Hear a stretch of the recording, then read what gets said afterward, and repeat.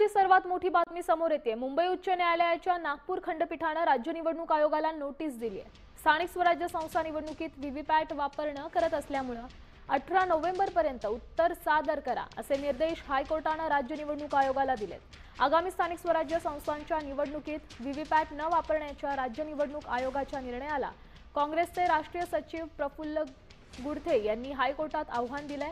त्यावर कोर्टाने आता आयोगाला निर्देश दिलेत।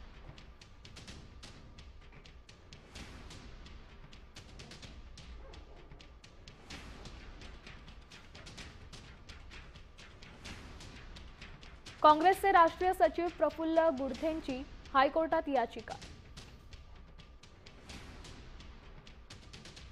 पारदर्शक निवडणूक प्रक्रियेसाठी व्हीव्हीपॅट अत्यावश्यक असल्याचे त्यांनी सांगितले। व्हीव्हीपॅट वापरणार नसाल तर मग बॅलेट पेपरवर निवडणूक घ्या।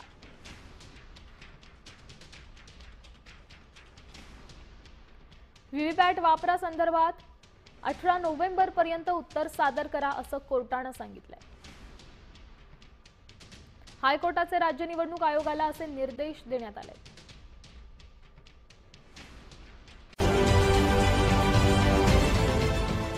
देश विदेशातील प्रत्येक घडामोडींचे लाईव्ह अपडेट मिळवण्यासाठी आता साम टीव्हीच्या सर्व सोशल मीडिया प्लॅटफॉर्मला लाईक, फॉलो आणि सबस्क्राइब करा। तसंच सर्व नोटिफिकेशनसाठी बेल आयकॉन प्रेस करायला विसरू नका।